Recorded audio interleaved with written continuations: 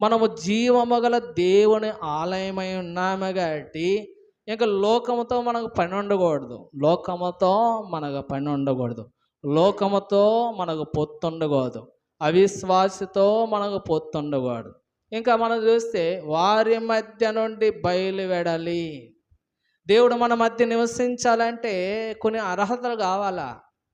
దేవుడు మన మధ్య మనతో ఉండాలంటే కొన్ని అర్హతలు మనకు కావాలా? దేవుడు మన మధ్య ఉండాలంటే మన జీవితంలో కొన్ని మార్పులు మనకు అవసరం.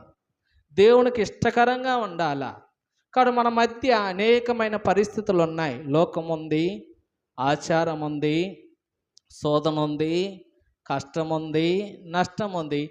ఇవన్నీ ఉన్నప్పుడు కూడా ఈ లోకంలో జీవిస్తున్న మనమందరం కూడా వాటితో మనకి ఏముండకూడదు, పాలు పంపులు ఉండకూడదు.